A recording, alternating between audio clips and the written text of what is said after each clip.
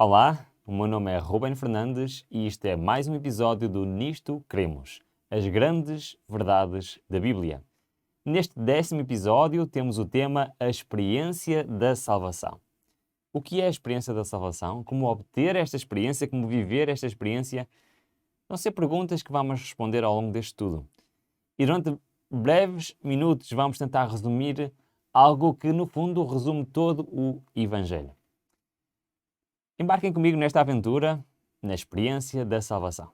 Vamos iniciar este estudo com um texto bíblico que nos serve de introdução e nos serve para começarmos então a entrar neste tema da experiência da salvação. Vamos ver quais são os passos necessários para chegarmos a esta experiência, quais são os 5 passos necessários e depois vamos ver qual é o resultado desta experiência. Acompanhem na leitura de João 3. Diz o seguinte: Respondeu-lhes Jesus: em verdade te digo que se alguém não nascer de novo, não pode ver o reino de Deus. E depois, no versículo 5, Jesus respondeu: em verdade te digo que se alguém não nascer da água e do Espírito, não pode entrar no reino de Deus. Temos aqui um desafio de Jesus Cristo. Estas palavras foram ditas a alguém que ansiava saber como herdar o reino eterno. E Cristo respondeu: bom, tens de nascer novamente. Isto parelhou aquele homem pensou assim: mas como é que eu posso nascer novamente se eu já sou adulto, até já sou avançado com alguma idade? Posso eu nascer outra vez? Este novo nascimento, como diz o texto, é da água e do Espírito. Isto simboliza duas coisas muito importantes. Primeiro, a nossa conversão, a nossa entrega a Deus, o nosso desejo de o seguir, o nosso batismo, isso é o batismo pela água. Mas tem também o batismo pelo Espírito. O que é esse batismo pelo Espírito? É nós aceitarmos sermos dirigidos pelo Espírito de Deus. Aceitarmos ter Cristo como parte integrante da nossa vida. E isto resume esta experiência da salvação. Mas vamos um pouco mais ver estes aspectos ao detalhe e ver então o que é esta experiência da salvação. Em Atos 4:12 e João 14 diz-nos o seguinte: E não há salvação em nenhum outro, porque nenhum outro nome há debaixo do céu, dado entre os homens, pela qual devamos ser salvos. Respondeu-lhe Jesus: Eu sou o caminho, a verdade e a vida. Ninguém vem ao Pai, senão por mim. É verdade. Não existe a experiência da salvação sem a pessoa de Jesus Cristo na nossa vida. Não pode existir porque Ele é quem nos deu a oportunidade de um dia termos acesso à salvação. E Ele é que nos deu a oportunidade de nós já hoje, começarmos esta experiência na nossa vida. Portanto, a mensagem de hoje é uma mensagem cristocêntrica. É uma mensagem baseada no que Cristo fez, faz e irá fazer por cada um de nós. Portanto, a experiência da salvação é uma experiência centrada em Cristo. Um pouco mais à frente, em João 16, diz-nos: Todavia digo-vos a verdade. Convém-vos que eu vá, pois se eu não for, o ajudador não virá a vós. Mas, se eu for, vou-lo enviarei. E quando ele vier, convencerá o mundo do pecado, da justiça e do juízo. Ok. Então nós temos neste texto a certeza que apesar de Cristo não estar aqui fisicamente connosco hoje, estar a fazer o seu ministério lá no céu, temos alguém hoje que está a ministrar em seu nome na vida de cada um de nós. E esta pessoa chama-se o Espírito Santo. Já fizemos vários estudos nesta série nos queremos sobre esta pessoa do Espírito Santo, já analisámos. Aconselho, se quiserem saber mais, a irem ver esse episódio. Mas temos aqui a certeza então de que esta pessoa, parem bem, nos convence do pecado, da justiça e do juízo. Então a primeira função do Espírito Santo na nossa vida, e aquela que nos dá o início a esta experiência da salvação, é nada mais, nada menos do que esta influência do Espírito Santo, que mostra a cada pessoa algo de muito importante. Mostra-lhe o seu pecado, convence do pecado. Eu não sei se já pensaram nisto, mas muitas vezes, quando nós, sejamos crentes ou não, estamos prestes a realizar alguma coisa que nós sabemos. Nós sabemos que está errado. E não precisamos até de ir à Bíblia para perceber que roubar é errado, que adulterar é errado, que enganar é errado. Nós sabemos. Nós temos essa lei escrita no nosso coração. Nós sabemos, sejamos crentes ou não. Mas quando estamos prestes a fazer algo que nós sabemos que está errado, o Espírito Santo está lá sempre para nos dizer: Ruben, tu sabes que isto está errado. É certo que a decisão é minha, é verdade. Eu posso decidir rejeitar este conselho ou seguir este conselho do Espírito Santo. Mas esta ação do Espírito Santo em nos convencer do pecado tem um objetivo. E o objetivo é que nós iniciemos esta experiência da salvação. Em Atos capítulo 2 diz-nos o seguinte: de sorte que, exaltado pela destra de Deus e tendo recebido do Pai a promessa do Espírito Santo, derramou isto que vós agora vedes e ouvis. Saiba, pois, com certeza toda a casa de Israel, que é esse mesmo Jesus, a quem vós crucificastes, Deus o fez Senhor e Cristo. E ouvindo eles isto, compungiram-se em seu coração e perguntaram a Pedro e aos demais apóstolos: que faremos, irmãos? Ok, nós estamos aqui a ver um exemplo da ação do Espírito Santo na vida de alguém. Alguém que sente que realmente está a viver uma vida de pecado. Reparem bem o que é que os apóstolos, neste caso Pedro, estava a acusar aquelas pessoas.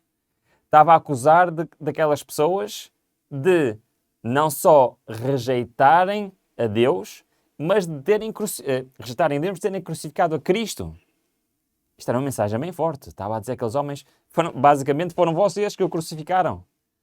Mas aquelas pessoas, no seu coração, começaram a sentir-se influenciadas pelo Espírito Santo. Então voltaram-se para Pedro e disseram: mas o que é que eu faço agora? Realmente eu sou pecador? Eu até sou responsável, em parte, pela morte de Cristo? O que é que eu faço agora? E então a resposta vem logo a seguir, que nos diz: Pedro então nos respondeu: arrependei-vos, e cada um de vós seja batizado em nome de Jesus Cristo, para a remissão dos vossos pecados, e recebereis o dom do Espírito Santo. Porque a promessa vos pertence a vós, a vossos filhos e a todos os que estão longe, a quantos o Senhor nosso Deus chamar. Então o primeiro passo para a experiência cristã é muito simples. É o arrependimento. Este passo é indispensável. O Espírito Santo pode trabalhar no meu coração dia após dia, semana após semana, mês após mês, ano após ano, a tentar que eu reconheça que eu sou pecador, que estou a viver em pecado, mas Ele não pode fazer nada. Ele só pode esperar que um dia eu me arrependa. Como aqueles homens. Aqueles homens estavam arrependidos do que foram, do que fizeram e queriam mudar. E Pedro disse: o primeiro passo é o arrependimento. Eu tinha dito que eram 5 passos. Já vimos o primeiro. Vamos para o segundo. Diz-nos em Provérbios: o que encobre as suas transgressões nunca prosperará, mas o que as confessa e deixa alcançará misericórdia. Ok. Então agora nós temos aqui um complemento ao nosso processo de arrependimento. É que o arrependimento só por si não chega. O arrependimento tem que levar a alguma coisa. E essa alguma coisa é, em primeiro lugar, confessarmos o nosso pecado. Sim. Segundo lugar, deixar o nosso pecado. E isto é muito interessante. E é esta progressão que Deus quer que nós façamos na nossa vida. Primeiro, que tenhamos consciência pelo Espírito Santo que somos pecadores, que estamos em pecado, que nos arrependamos da nossa condição e que possamos pedir perdão a Deus. E não só pedir perdão, abandonar aquele comportamento que nos levou ao arrependimento. Em Salmos 51 vemos exatamente isso. Vemos pelo exemplo da vida de Davi. Ele também chegou a esta conclusão. Ele também foi influenciado pelo Espírito Santo ao arrependimento, reparem bem no que ele diz: compadece-te de mim, ó Deus, segundo a tua benignidade. Apaga as minhas transgressões segundo a multidão das tuas misericórdias. Lava-me completamente da minha iniquidade e purifica-me do meu pecado. Pois eu conheço as minhas transgressões, e o meu pecado está sempre diante de mim. Cria em mim, ó Deus, um coração puro, e renova em mim um espírito estável. É verdade. Este é o passo que tu temos de dar. Assim como David o fez. Arrependimento e a confissão.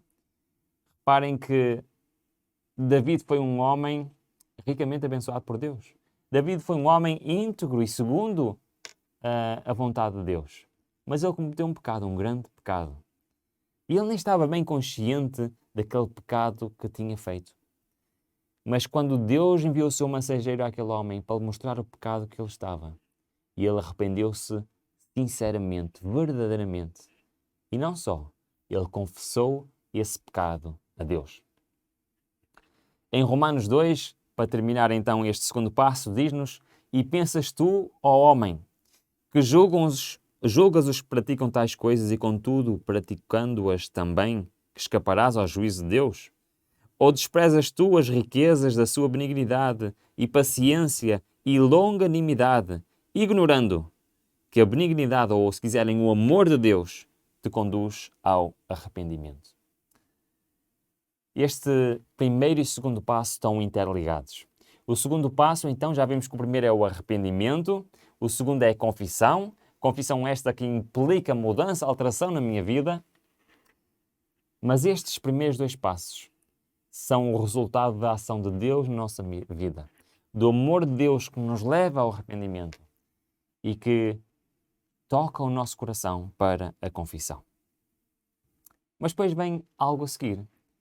Porque qual é o objetivo de eu estar arrependido e de confessar o meu pecado? Tem um objetivo. E esse objetivo nós encontramos a explicação em várias partes na Bíblia, mas vamos agora nos concentrar em Romanos capítulo 5 e vamos ler alguns versículos de Romanos capítulo 5. Acompanhem-me na leitura. Diz assim: justificados, pois, pela fé, temos paz com Deus, por nosso Senhor Jesus Cristo, por quem obtivemos também acesso pela fé a esta graça, na qual, estando firmes e gloriando-nos na esperança da glória de Deus, e não somente isso, mas também nos gloriamos nas tribulações, sabendo que a tribulação produz a perseverança, e a perseverança a experiência, e a experiência a esperança. E a esperança não nos aponta, porque o amor de Deus é derramado em nossos corações pelo Espírito Santo que nos é dado. Neste texto começa com uma palavra extraordinária, com a palavra justificados. Ora, o que é isto de ser justificado?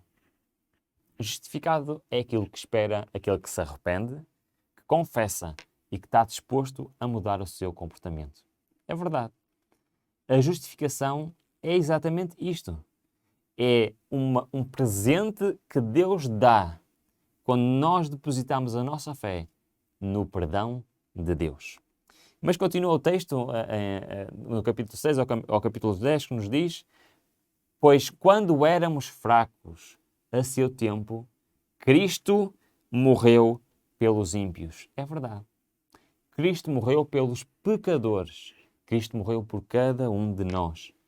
Porque dificilmente haverá quem morra por um justo. Pois poderá ser que por um homem bom alguém ouse morrer. Mas Deus dá a prova do seu amor para conosco, em que, quando éramos ainda pecadores, Cristo morreu por nós. Logo, muito mais, sendo agora justificados pelo seu sangue, seremos salvos da ira por meio dele.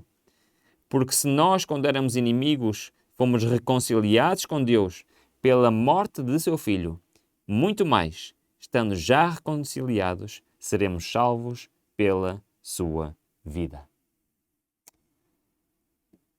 O sacrifício de Cristo na cruz habilitou-nos ao dom do perdão de Deus. Ele quer substituir a sua vida perfeita pela nossa vida imperfeita. Mas ele não pode fazer isso se eu não der os primeiros 2 passos. E os primeiros 2 passos são o arrependimento e a confissão. E então sim, teremos habilitados a este segundo passo. E este segundo passo que é a justificação. Ou vamos ver com detalhe, é algo de extraordinário, um dom extraordinário de Deus. Para nós percebermos bem o que quer dizer isto da justificação, vamos ler um texto em que Cristo dá um exemplo de como é que isto funciona e quem é que Ele quer ou está disposto a justificar, ou neste caso, perdoar. Vamos ler esta parábola de Cristo, que diz o seguinte: 2 homens subiram ao templo para orar. Um fariseu e outro publicano. Portanto, o fariseu era alguém que era um líder religioso, alguém que percebia bem da lei de Deus, tentava cumprir com tudo o que estava escrito. O publicano, por seu lado, era alguém desprezado na sociedade. Era alguém que, dos seus próprios povo, achavam que eles eram o mais baixo que poderia haver.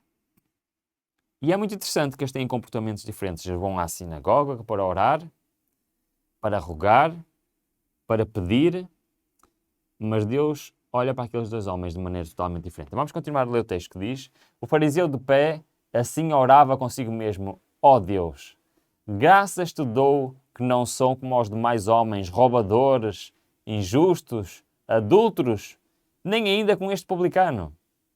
Reparem bem na oração deste homem. Este homem estava cheio de si próprio. Ele basicamente nem precisava estar a orar a Deus. Ele está a dizer a Deus: ó Deus, eu sou o exemplo perfeito de um ser humano. Não tenho pecado e não faço asneiras. Se calhar nem precisava estar aqui a orar. Mas o outro teve uma reação totalmente diferente. Continua o texto. Jejuo 2 vezes por semana e dou o dízimo de tudo quanto ganho. Mas o publicano, estando em pé de longe, nem ainda queria levar os olhos ao céu, mas batia no peito dizendo: ó Deus, sê propício a mim, ou noutras traduções se quiserem, ser misericordioso para comigo, porque eu sou pecador. Digo-vos que este desceu justificado para a sua casa, e não aquele. Porque todo o que a si mesmo se exaltar será humilhado, mas o que a si mesmo se humilhar será exaltado. Então este texto é muito interessante. Porquê? Porque este texto diz-nos, e vamos reparar, vamos olhar bem para esta parte, que diz que este segundo desceu, mas o texto não diz perdoado, diz o quê? Justificado. A justificação e o perdão são uma e a mesma coisa. Alguém que tem os seus pecados perdoados está justificado. Ou seja, Cristo tomou o seu lugar e lhe concedeu o perdão. Então, o terceiro passo da nossa experiência cristã é isto mesmo. Nós vamos ver o nosso quadro com estes 3 passos. Vemos que o primeiro é o arrependimento, o segundo é a confissão e o terceiro é a justificação, ou se quiserem, o perdão total do pecado da vida de um pecador. Vamos então para o quarto passo. Diz-nos o seguinte, continuamos ainda em Romanos 5. Diz-nos o texto: portanto, assim como pela ofensa de um veio o julgamento sobre todos os homens para a condenação, assim também pela justiça de um veio o dom gratuito sobre todos os homens para a justificação da vida. Porque assim como pela obediência de um só homem muitos foram feitos pecadores, assim também pela obediência muitos serão feitos justos. Temos aqui uma referência ao comportamento de Adão e uma referência ao comportamento de Cristo. Por um homem que desobedeceu, todos nós hoje vivemos esta vida, uma vida em que sofremos as consequências desse pecado, mas também pela vida de um homem. Cristo desceu do céu e veio a este mundo para viver como um homem, para poder saldar a dívida que foi contraída já lá por Adão. E então, pelo pecado de um, trouxe sofrimento, miséria e pecado a muitos, mas a obediência de um traz a salvação, ou se quiserem, a justificação a muitos. E isto é muito importante nós sabermos. Nós sabemos que hoje, aquilo que nós sofremos neste mundo e a vida que nós temos de uma vida de pecado é fruto de um pecado de um homem. Foi Adão. Mas que, pela vida de obediência de outro, nós podemos ser justificados e restituídos ao estado original da raça humana. Pela vida de Cristo, Deus quer que nós coloquemos a sua vida em lugar da nossa. E Ele deu a vida dele por cada um de nós, para que nós tenhamos acesso, então, ao perdão. Indo agora para Filipenses, Paulo diz-nos o seguinte: sim, na verdade, tenho também como perda todas as coisas pela excelência do conhecimento de Cristo Jesus, meu Senhor, pelo qual sofri a perda de todas as coisas e as considero como refúgio para que possa ganhar a Cristo e seja achado nele, não tendo como minha justiça a que vem da lei, mas a que vem pela fé de Cristo, a saber, a justiça que vem de Deus pela fé. O que é que nós estamos aqui a dizer? Então, se Cristo vem pelo meu lugar, e se isto é feito pela fé nos seus méritos, então eu não tenho que fazer nada. A justificação é-me dada como um presente por eu ter fé nesse sacrifício. Mas o texto anterior dizia-nos que pelo pecado de um houve a condenação e pela obediência de outro houve então a justificação. Está disponível a cada um de nós. Então isto quer dizer que eu, para ser justificado, não tenho que fazer nada. Eu, para ser justificado, não tenho que mudar. Eu, para ser justificado, não tenho que obedecer. Qual é a relação aqui entre o perdão e justificação que Deus me dá e o meu comportamento? Será que há aqui uma ligação? Será que tem que realmente haver uma mudança na minha vida? Qual é a relação entre a obediência à lei de Deus e a justificação que Ele nos dá? Elas estão intimamente ligadas. Não se podem separar. Porque, como vamos ver nos textos a seguir, não existe verdadeiro arrependimento, não existe verdadeira confissão, não existe verdadeira justificação se ela não levar à obediência. Porque a mesma fé que me leva a reclamar o perdão de Deus é a mesma fé que me leva a obedecer. A obediência não é aquilo que me dá o perdão nem a justificação. A obediência é aquilo que demonstra que eu estou perdoado, que eu estou justificado. Vamos ler. Diz assim: vem esta bênção sobre a circuncisão somente ou também sobre a incircuncisão? Porque dizemos que a fé foi imputada a Abraão como justiça. Como, pois, não foi imputada? Estando na circuncisão ou na incircuncisão? Não na circuncisão, mas sim na incircuncisão. O que é que isto quer dizer? Este é um texto assim um bocado confuso. Mas está a falar de Abraão, o pai da fé. Basicamente está a dizer, bom, então ele foi justificado pelo quê? Ele foi justificado pela fé? Ou foi justificado pelo que ele fez, pela obediência que ele teve? Ele abandonou tudo para trás e foi para onde Deus o mandou. E ele, a partir daquele momento, adotou como o ritual que Deus lhe disse para fazer, de circuncisar a ele e todos os seus descendentes. Ora, foi a obediência que o justificou? Ou foi a fé naquilo que ele ia fazer, naquilo que Deus lhe mandou fazer, que o justificou? Gênesis 15:6 nos diz o seguinte: e creu Abraão no Senhor, e o Senhor imputou-lhe isto como justiça. Mas reparem bem, que tipo de fé é esta? Creu. Creu em quê? Então, imaginemos o seguinte: Abraão creu em Deus e foi justificado, e sentava-se e continuava a viver a sua vida. Foi isso que ele fez? Que tipo de fé é esta? Ele creu, logo ele agiu. Ele obedeceu. Hebreus 11 diz-nos o seguinte relacionado com isto: pela fé, Abraão, sendo chamado, o que é que o texto anterior nos dizia? Ele creu, foi justificado, certo? Mas o que é que ele fez mais? Obedeceu. saindo para um lugar que havia de receber por herança e saiu sem saber para onde ia. Pela fé. É isto. É uma fé que nos leva à obediência. Ele obedeceu porquê? Pela fé.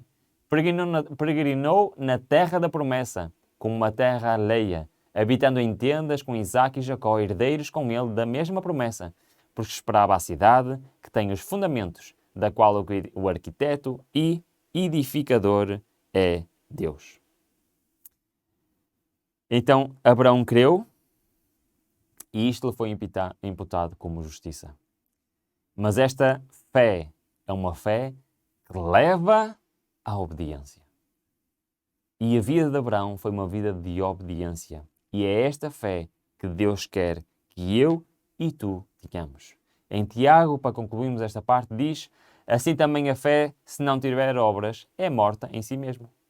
Mas dirá alguém: tu tens fé e eu tenho obras, mostra-me a tua fé sem obras e eu te mostrarei a minha fé pelas minhas obras.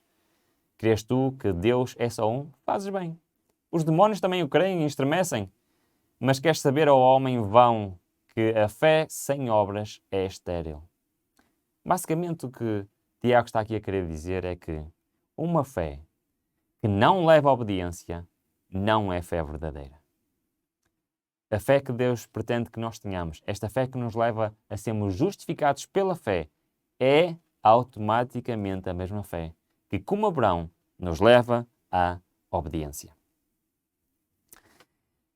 Então temos esta obediência, que segundo Gálatas 5:6, é uma obediência baseada em algo extraordinário. Porque em Cristo Jesus, nem a circuncisão, estamos a falar do mesmo tema, nem a circuncisão vale coisa alguma, mas sim a fé que faz o quê? Obedece, atua por amor. Então o quarto ponto da experiência da salvação é este mesmo. É as obras da fé, é a obediência.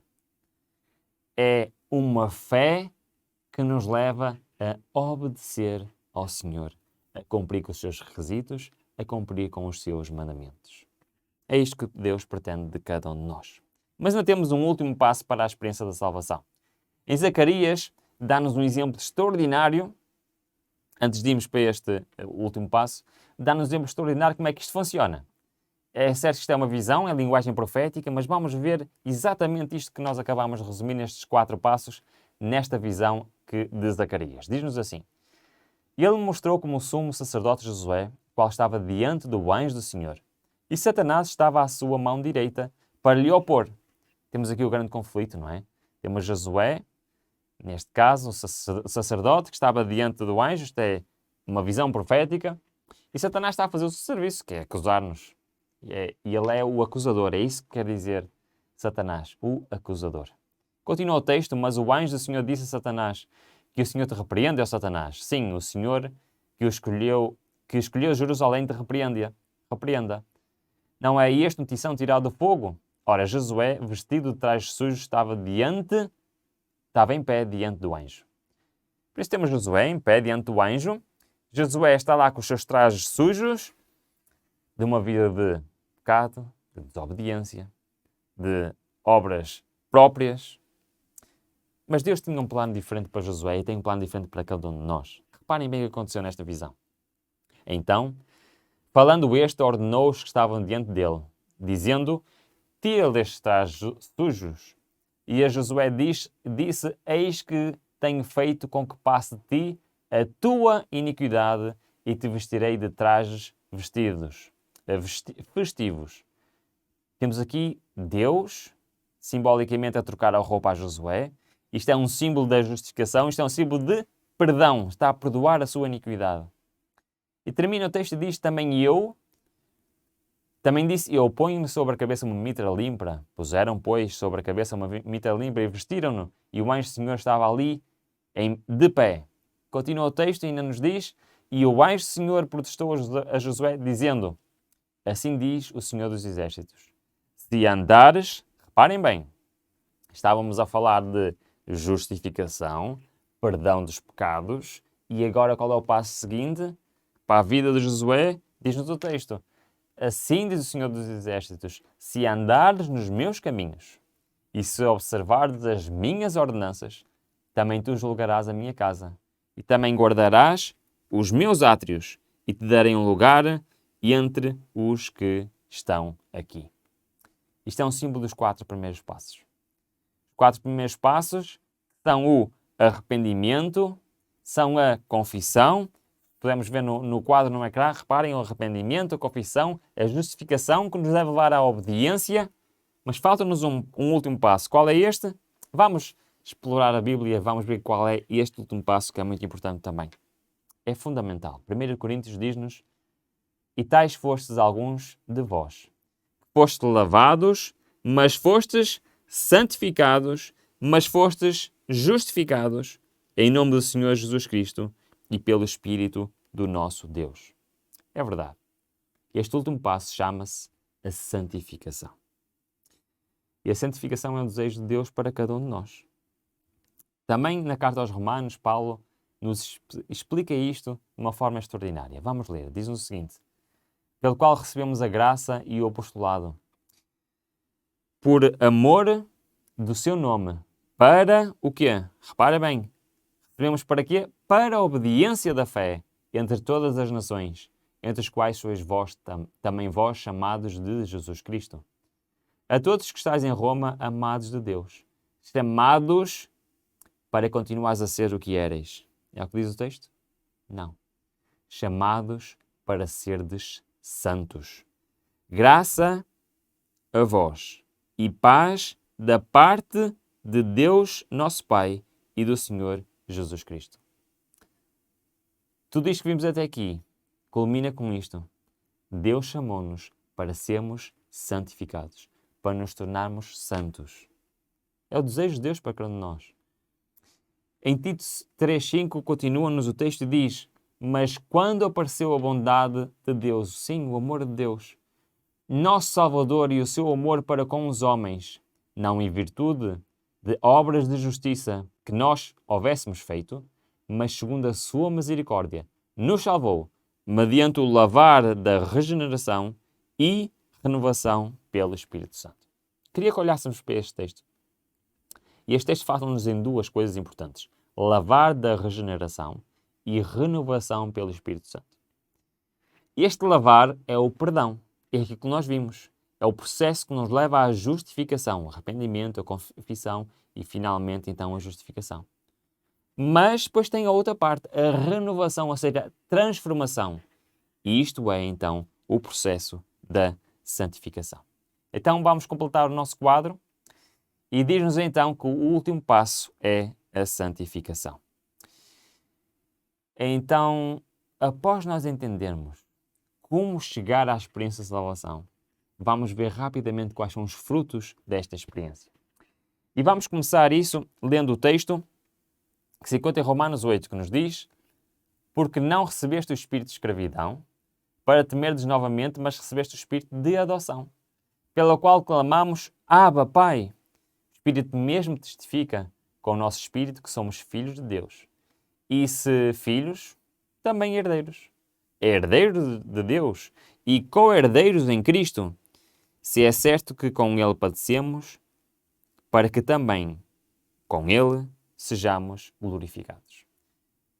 Então, após estes passos da experiência da salvação, o viver a experiência da salvação tem estas consequências. Primeira, de sermos parte do reino da família de Deus. Sermos adotados na família de Deus. Mas, segundo, encontra-se em Tito, aí diz o seguinte: em quem temos a redenção pelo seu sangue, a redenção dos nossos delitos, segundo as riquezas de sua graça. É verdade. O que é que isto nos dá? O segundo passo é o quê? É a certeza do perdão de Deus. A certeza que aquilo que nos afasta, que nos separa de Deus, foi cancelado. Porque se nós fomos perdoados, isso quer dizer que estamos justificados e que a nossa redenção foi efetuada e nos dá a certeza da salvação. Depois tem o texto seguinte: tenho-vos dito estas coisas, para que em mim tenhais paz, no mundo tereis tribulações. mas tendo bom ânimo, eu venci o mundo. Terceira experiência, então, da salvação, qual é? É uma nova vida vitoriosa. Assim como Cristo venceu este mundo, Ele quer partilhar esta vitória connosco. E esta vitória é uma vitória sobre o pecado. João 5, vamos continuar. Mais a quarta experiência da salvação. E o testemunho é este, que Deus nos deu a vida eterna. E esta vida está em seu Filho. Quem tem o Filho, tem a vida. Quem não tem o Filho de Deus, não tem a vida. Temos aqui os benefícios de vivermos a experiência da salvação. Deus quer nos transformar, mas Deus quer nos transformar completamente. Deus quer que passemos pelo arrependimento, pela confissão, pela justificação, pela santificação e pela obediência. Isto está tudo interligado, é certo? Mas a experiência cristã e o objetivo de nós podermos viver esta experiência da salvação está assente em deixarmos Deus transformar a nossa vida. Porque sabem, Deus não quer mudar uma coisa em nós. Deus não quer mudar duas coisas em nós. Nem 3, nem 4. Nem quer mudar 50%. Nem 90%, nem 99%. O que é que Deus quer mudar em nós? O último texto de hoje diz-nos o seguinte. Portanto, se alguém está em Cristo, é nova criatura. As coisas velhas já passaram e eis que quase tudo se fez novo. É isto que nos diz Paulo? Não. Eis que tudo se fez novo. Este é o desafio para Deus, para cada um de nós. Tudo novo na nossa vida. Uma vida nova, uma vida de obediência, uma vida de consagração ao Senhor. Esta é a experiência da salvação. Nós vamos agora ouvir uma música e durante esta música vamos aproveitar para entregar o nosso coração a Deus. Para entregar o nosso coração definitivamente nas suas mãos, para que possamos, na nossa vida, ter o cumprimento desta promessa. Deus quer transformar tudo na nossa vida. Deixemos que Ele transforme a vida de cada um de nós e entreguemos a nossa vida nas suas mãos. Vamos ouvir com atenção.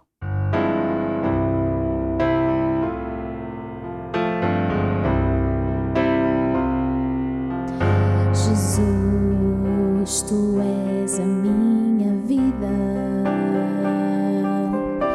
Jesus, Tu és o meu cantar. Tu és a estrada mais bonita por onde eu devo caminhar. Jesus, Tu és a primavera. Tu faz a vida florescer. Tu és a chama da alegria que faz brilhar todo o meu ser. Jesus, Tu és a melodia, a voz, o canto, a emoção. Tu és a força que me inspira a dar louvor na provação. Jesus, Tu és a esperança que faz vibrar meu coração. Jesus, Tu és a energia que move a vida do cristão.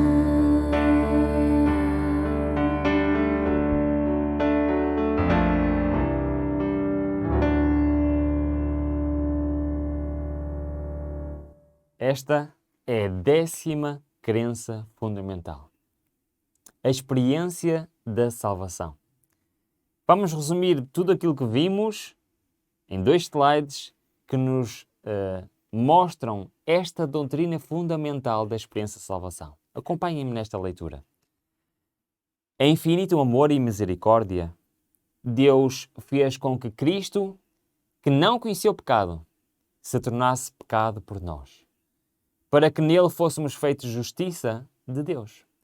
Guiados pelo Espírito Santo, sentimos nossa necessidade, reconhecemos nossa pecaminosidade, arrependemos-nos das nossas transgressões e temos fé em Jesus como Salvador e Senhor,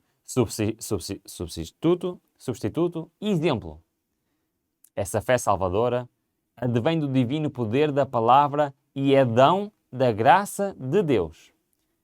Por meio de Cristo, somos justificados, adotados como filhos e filhas de Deus e libertados do domínio do pecado. Por meio do Espírito, nascemos de novo e somos santificados.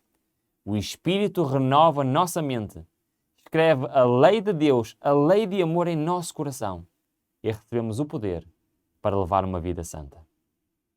Permanecendo nele, tornamo-nos participantes da natureza divina e temos a certeza da salvação agora e no juízo. Eu creio nesta crença fundamental, na experiência da salvação.